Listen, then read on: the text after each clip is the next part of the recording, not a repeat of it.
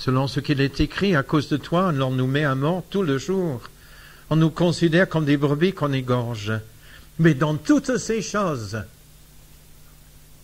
qu'est-ce qu'il dit par la suite? Nous sommes plus que vainqueurs dans toutes ces choses.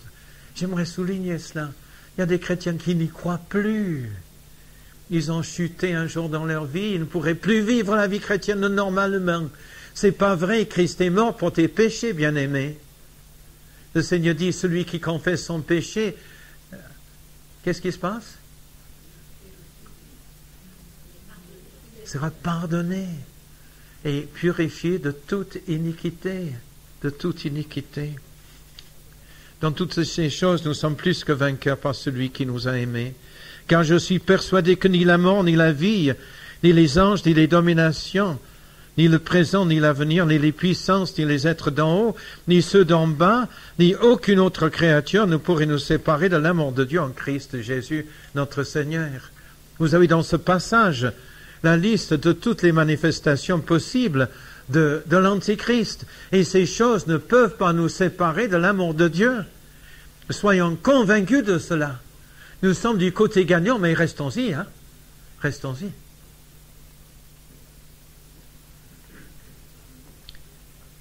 J'aimerais lire 2 autres versets. Dieu a un dessein pour ce monde. Il y a un mot que je n'aime pas du tout, hein, mais un mot philosophique, mais qui s'applique à pas mal de chrétiens, surtout de ce qu'on appelle nos assemblées. Je ne sais pas si vous avez entendu parler de cette expression-là. C'est le mot déterminisme. Moi, je ne suis pas déterministe comme chrétien. Je suis possibiliste. Je prie tout par celui qui me fortifie. Et il n'est pas dit que je peux faire n'importe quoi. Hein? Mais le chrétien est possibiliste, il n'est pas défaitiste ni déterministe. Nous ne sommes pas séparés de l'amour de Dieu. Le Seigneur a un plan pour nous, un plan pour nos vies. Éphésiens 1, verset 9 et verset 10. Il nous a fait connaître le mystère de sa volonté, le dessein bienveillant qui s'était proposé en lui. Le dessein bien-aimé, bienveillant. Pour quelqu'un qui est découragé ce soir, le Seigneur a un dessein bienveillant pour ta vie. Tu es seul dans la vie? C'est dur d'être seul. Le Seigneur a un dessein bienveillant. Parce qu'il est le Dieu de bonté dans ta vie. Et ce dessein qui s'était proposé en lui, pour l'exécuter tant les temps seront accomplis, de réunir sous un seul chef le Christ, de réunir tout ce qui est dans les cieux et qui est sur la terre. Le Seigneur bien-aimé va avoir le dernier mot, rien ne peut l'empêcher de l'avoir. Il va réunir tout en Christ. Colossiens 1, versets 16 et 17, Colossiens 1, versets 16 et 17, qu'en lui tout a été créé dans les cieux et sur la terre, ce qui est visible et ce qui est invisible, trône, souveraineté, principauté, pouvoir, tout a été créé par lui et pour lui, est avant toute chose, et tout subsiste en lui. Un de ces jours, il faudrait demander à Philippe, avec sa connaissance grecque, de nous faire une étude sur le mot subsister dans ce passage. Vous connaissez les mobiles, vous connaissez ces mobiles qui se promènent dans les airs, qui tournent comme cela, et quand vous les regardez, tout est sur un seul point, le fulcrum, le point là, tout est là-dessus. C'est ça Christ. Tout est en lui, tout subsiste en lui. Si Christ n'est pas le centre de ma vie, je vais me casser le nez. Si Christ n'est pas le centre de notre assemblée, nous allons nous casser le nez. Si Christ n'est pas le centre de nos relations, les choses ne vont pas être à sa gloire. J'aime beaucoup faire 2 études sur le sens du mot relation dans la Bible et le sens du mot réconciliation dans la Bible. Ces 2 mots résument la totalité de ce que nous devons être comme chrétiens. Tout réunit en lui une relation avec lui, une relation vivante, tangible avec Christ. L'Antichrist n'est pas comme cela. L'Antichrist est pour casser, pour détruire, pour séparer. Et Christ est venu pour que j'ai une relation vivante. suis reconnaissant d'avoir pu venir passer ces quelques heures. J'ai appris certains de vos noms. Et j'ai commencé à avoir une relation avec certains d'entre vous. Et je bénis le Seigneur. Ce sont un peu qui vous êtes. Mais vous regardez, c'est ça la vie chrétienne, de vivre ces relations les uns avec les autres en Christ. Ce qui m'unit avec vous, c'est Christ. Je suis comme petit frère de passage. Et quand on se voit, c'est Christ qui nous unit. Et nous avons un ministère de réconciliation constante. Tout subsiste en lui. Et quand il n'est pas là, il n'y a plus rien. Il n'y a plus rien. Nous pouvons chanter tous les cantiques du choix mon à toi la gloire, ou du cantique que j'aime, comme vous voulez. Vous pouvons dire toutes les alléluia que vous voulez. Mais si Christ n'est pas là, il n'y a rien. C'est vide. C'est vide, c'est vide. Tout subsiste en lui. Et nous avons à passer notre temps. Est-ce que Jésus est vraiment libre de travailler dans notre assemblée, dans ma vie, dans mes projets, dans ce que j'ai à faire? Souvent, je vois des amis qui viennent me voir. Moi, je vais partir en Dominique pendant les vacances. Moi, je vais partir là pendant les vacances. Moi, je vais partir là. Et oui, qui t'a dit de faire ça? On y va toujours. C'est vrai? Qui t'a dit de faire ça? Est-ce que nos projets viennent de là-haut ou viennent de là-haut? Tout subsiste en lui. Je ne suis pas en train de dire qu'il ne faut pas partir en vacances. Je vais partir en vacances la semaine prochaine. Je n'ai pas dit cela. Mais je veux vivre cette semaine avec ma femme en lui. Et c'est ça qui compte. Tout subsiste en lui. Je pense à un troisième point. Je dis quelque chose que vous connaissez déjà, mais qui est important de le savoir. Le livre de Job démontre très clairement que Satan ne peut faire que ce que Dieu lui permet de faire. Il y a la volonté de Dieu et la volonté permissive de Dieu. Je crois que vous connaissez la différence. La volonté, le projet de Dieu qui va s'accomplir et la volonté permissive de Dieu. Je te laisse Job, dit le Seigneur en parlant à Satan, mais jusqu'ici et pas plus loin. Et en Corinthiens 10 et 13, que je ne pensais pas citer, donc ce n'est pas dans vos notes, dit quelque chose de similaire. Hein. Il n'y a aucune tentation qui n'était humaine. Et Dieu qui est fidèle ne permettra pas que vous soyez éprouvés au-delà de vos forces. Ce n'est pas encourageant cela, dans ce monde. Il va y avoir des inattendus. Je vais vous dire ce qui va être dans le journal de ces prochains jours. Un attentat à Lyon, ou à Paris, ou à Genève. Mes frères, ne dites pas ça. Mais je sais que ça va arriver. Mais le Seigneur a le dernier mot jusqu'ici, pas plus loin. Jusqu'ici, et pas plus loin. C'est la promesse de Job 12 et chapitre 2, verset 6. Et Jude 6 nous rappelle que les anges déchus sont gardés dans les chaînes, ne peuvent pas aller plus loin. Dans mes notes, je vous ai suggéré une théologie systématique que j'aime beaucoup pour ceux d'entre vous qui veulent approfondir les choses davantage. C'est dans la bibliographie, là. C'est malheureusement en anglais, je suis navré. C'est Grudem. Sa théologie systématique, c'est la meilleure que je n'ai trouvée personnellement. Si vous avez le temps, vous lirez l'article qu'il a sur l'Antichrist, sur l'activité de l'Antichrist. Alors, il déduit une chose que je trouve intéressante. Je n'y avais jamais pensé. Il y a beaucoup de choses évidentes dans la Bible que je n'ai jamais pensé jusqu'à présent. Il dit ceci: les anges déchus sont affaiblis. Et pourquoi? Mais parce qu'ils ont péché. Et quand on pêche, on est affaibli. C'est logique, mais j'y avais jamais pensé. Les anges déchus sont affaiblis et donc ne peuvent plus faire tout ce qu'ils pouvaient faire auparavant. Les anges, dans la gloire, pouvaient faire un tas de choses. Ils n'ont plus la force de Dieu derrière eux. Et on peut se rappeler qu'ils ne sont pas omniscients. Vous allez dire, mais comment ça se fait que? Et Grudem en parle un petit peu de cela. Comment ça se fait qu'il semble que le diable sait m'attaquer au bon moment? Mais je pense que les antichrists communiquent entre eux. Je pense que ça se fait. Je pense que nous, on dit trop de choses quelquefois. On bavarde trop. Je crois que c'est Moody qui a dit « Il vaut mieux que nous passions du temps dans la prière pour louer le Seigneur de ce qu'un frère a, plutôt que d'informer le diable de ce qu'il n'a pas. » Vous avez pensé à ça? On a une bonne petite émission d'information générale et évangélique pour parler des critiques et des choses négatives. Ne soyons pas surpris si l'adversaire écoute ce qu'on dit. Vous dites, mais comment est-ce que vous savez cela? Mais je crois que c'est tellement évident que c'est même pas la peine de le dire. Réfléchissons nous-mêmes. Ils ne sont pas omniscients. Et même les anges, comme vous le savez, ne savaient pas l'heure du retour du Seigneur, comme cela est marqué dans Marc 13, verset 32.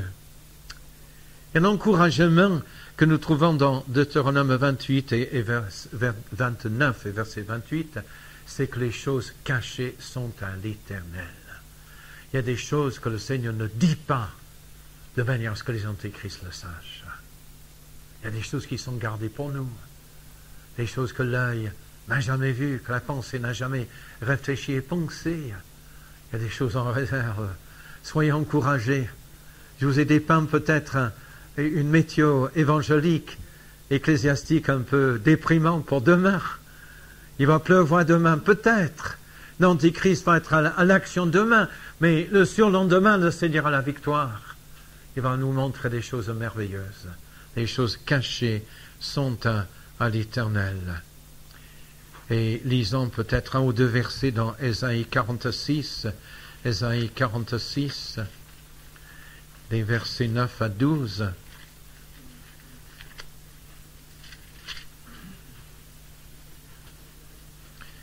Souvenez-vous des premiers événements, car je suis Dieu. Il n'y a point d'autre. Je suis Dieu. Rien n'est semblable à moi. J'annonce dès le commencement. Il n'est pas dit que Satan annonce dès le commencement. Le Seigneur est le seul qui est maître du temps. Le diable n'a pas créé le temps. Dieu est l'auteur du temps. J'annonce dès le commencement ce qui vient par la suite, et longtemps d'avance ce qui n'est pas encore accompli. Je dis, mon projet tiendra bon. J'exécuterai tout ce que je désire. J'appelle de l'Orient, oiseau de proie, d'une terre lointaine, l'homme qui accomplira mes projets. Ce que j'ai dit, je le fais arriver. Ce que j'ai conçu, je l'exécute. Écoutez-moi, gens endurcis de cœur, si éloignés de la justice. C'est merveilleux de savoir que le Seigneur connaît la fin dès le commencement. Je vais peut-être passer un tout petit peu plus loin à cause du temps. Et je vais parler d'une chose négative pour terminer, les objectifs de l'Antichrist. Qu'est-ce que l'Antichrist est en train de faire parmi nous? De l'esprit du destructeur. La première chose que j'aimerais vous rappeler, et il fait des heures supplémentaires pour détourner les pas de l'homme de Dieu du chemin. Nous lisons ça dans Proverbe 14 et verset 12. Proverbe 14 et verset 12. Il va saisir toutes les occasions pour nous détourner du chemin. Vous le savez. Moi, je le sais clairement aussi. Alors, attention là. Je n'arrive pas à trouver le verset, mais ça viendra. Un peu de patience.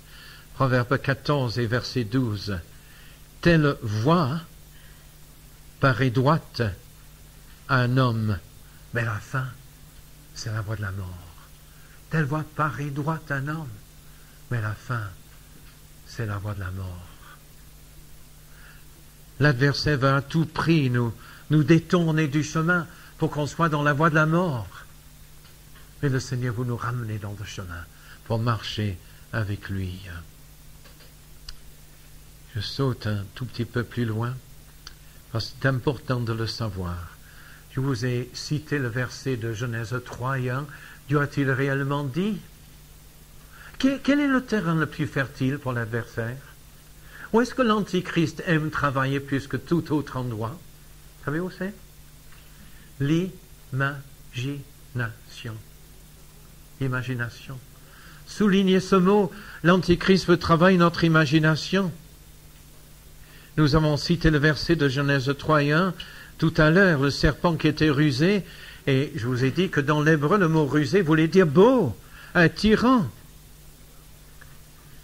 Et une de ses armes, c'est le pouvoir de suggestion. Vous connaissez ça? Le pouvoir de suggestion? De se servir des pensées dans notre cœur pour qu'on arrive à convoiter des choses. Je fais un séminaire quelquefois sur la puissance de la pensée mauvaise et négative, surtout dans la vie des hommes. Moi, je n'ai jamais été femme. J'ai fait pas mal de choses dans ma vie, mais je n'ai jamais été femme. Mais je connais un tout petit peu les faiblesses des hommes, parce que j'en suis un. Et un pauvre type comme cela.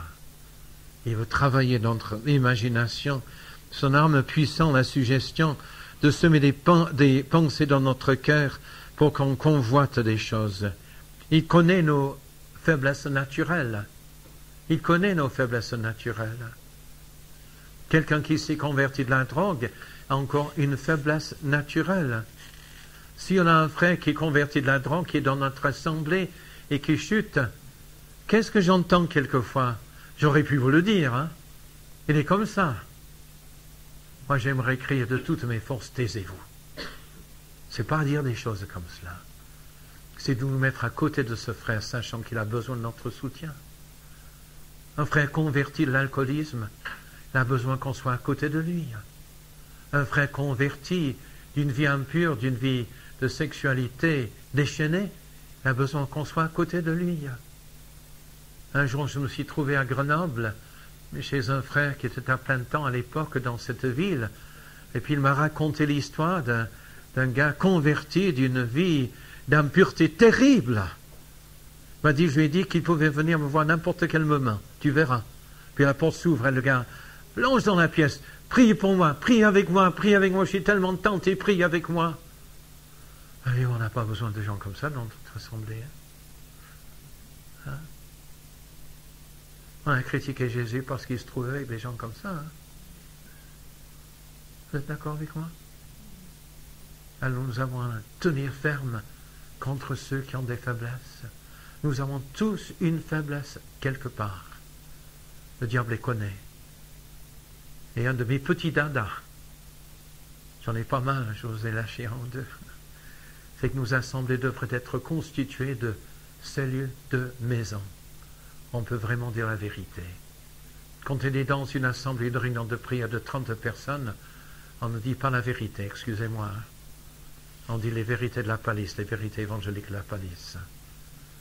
Et quand on est 5, 6, 7 ensemble, et on prie le cœur ouvert, il y a du travail qui se fait.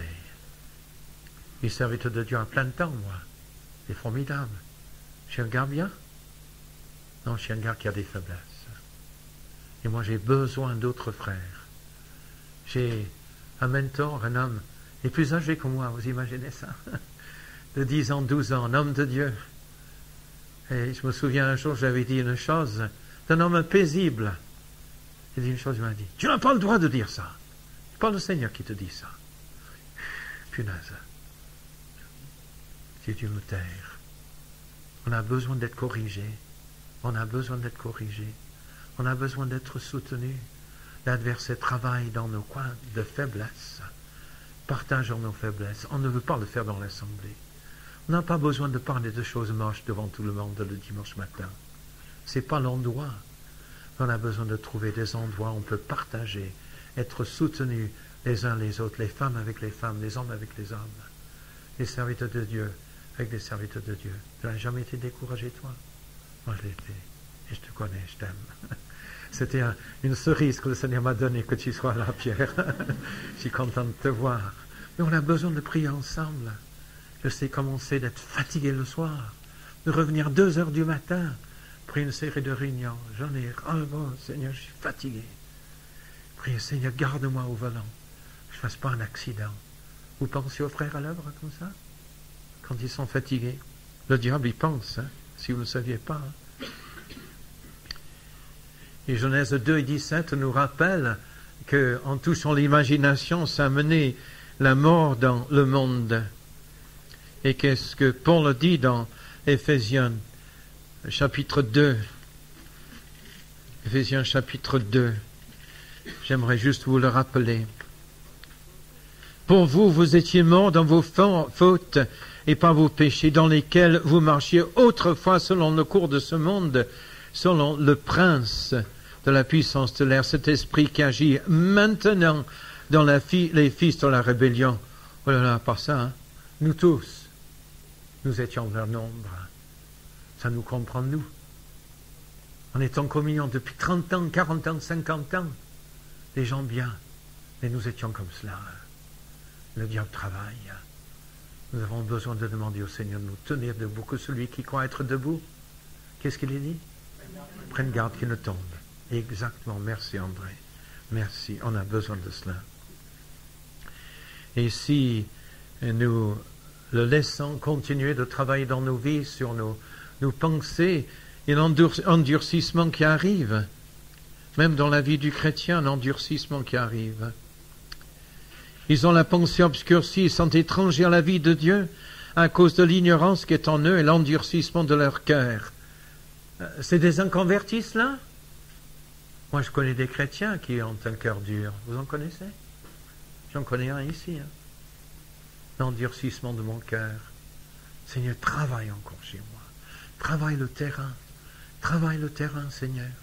Que ta parole s'applique à ma vie. Ils ont perdu tout sens moral, ils sont livrés au dérèglement pour connaître toute espèce d'impureté.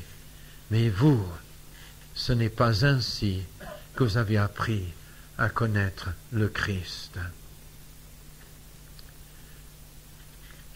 Je saute un tout petit peu plus loin. Satan, et c'est mon dernier grand point, veut prendre toute la place dans le cosmos. Satan veut régner dans les airs. Il veut régner dans les villes. Il veut régner dans nos assemblées. Hein? Vous savez ça? Vous savez ça? Dans nos assemblées? Par des esprits de division. Pensez que ça vient du Seigneur, cela? Ce que j'ai été repris dans mon cœur. J'ai encore beaucoup de chemin à faire, mais quand j'étais jeune, j'étais fier. J'ai enseigné à la fac à l'âge de 27 ans à Paris. J'étais quelqu'un. Hein. Il ne fallait pas me contrer. Hein. Vous ne pouvez pas savoir. Aïe, aïe, aïe, le Seigneur a dû m'humilier. A dû me montrer que j'avais besoin de demander pardon. Et quelquefois, dans l'assemblée, je me souviens d'avoir contré des frères. En face. J'avais raison, ils avaient tort. C'est vrai? C'est vrai? C'est notre attitude qui a besoin d'être humiliée. Mon attitude qui a besoin d'être régénérée. La conversion, mon salut, je l'ai reçu en un instant. Sur une plage de la mer du Nord, c'est écrit dans le petit traité là, perdu ou sauvé. Mais la régénération, hein, ça continue. Hein. C'est le travail de toute la vie. Il y a un travail qui continue. C'est ça que le Saint-Esprit veut faire dans nos vies pour que l'Antichrist n'ait pas sa place. Qu'est-ce que je vais dire dans le temps qui nous reste? C'est vrai que Satan a hérité des dominions de cette terre lors de la chute. Il avait le droit légal, vous savez bien. Hein? Il avait le droit légal. Adam lui a donné le droit légal. C'est pour cela qu'un Jean 5 et 19 dit qu'il domine la terre entière. La terre entière est sous son contrôle. Il est là. Mais nous sommes plus que vainqueurs par Jésus-Christ. Et notre tâche dans l'évangélisation, c'est de reprendre le terrain. C'est ça que nous faisons. Nous reprenons le terrain, et le terrain n'est pas repris sans un combat de larmes, de prière, de confession, d'humiliation dans nos vies.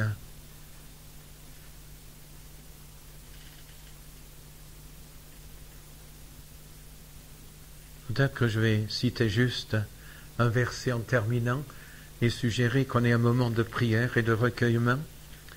Verset que vous connaissez aussi, mais je vais le transcrire autrement.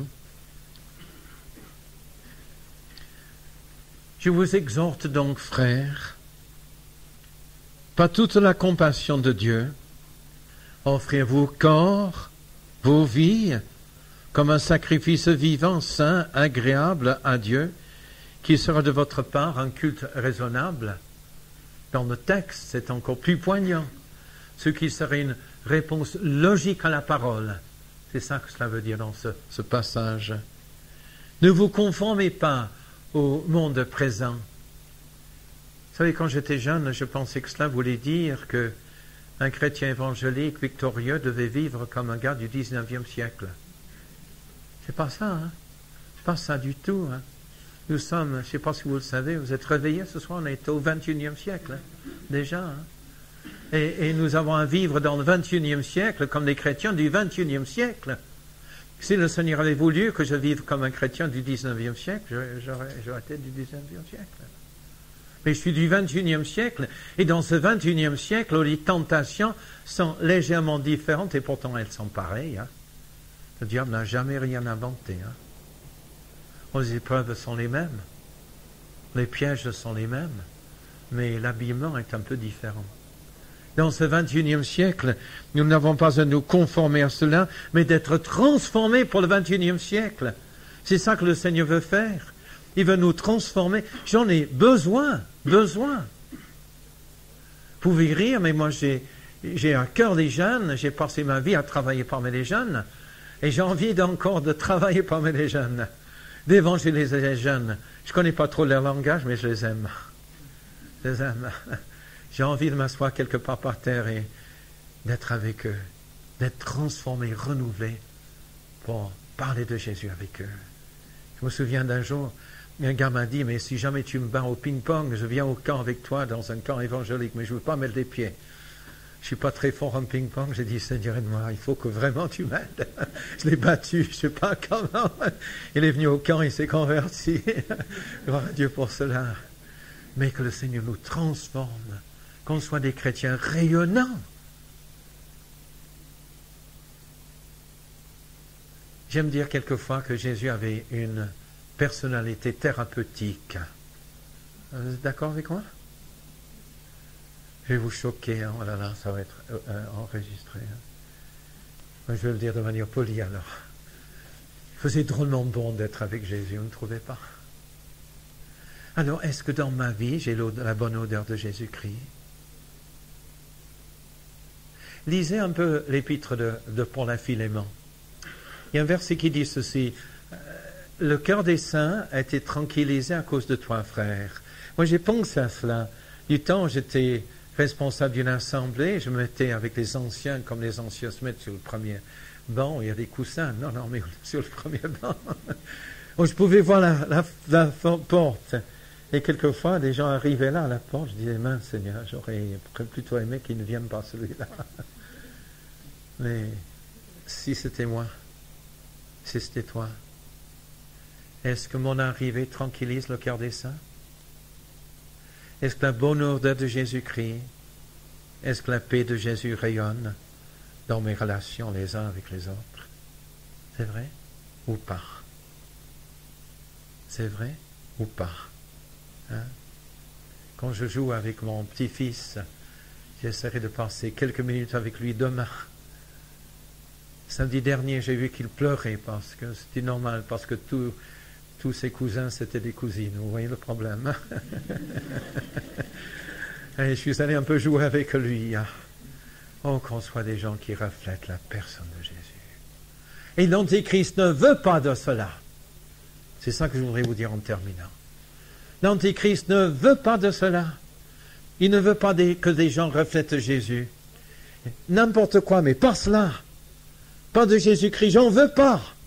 J'en veux pas. Il est l'anti, quoi? Christ.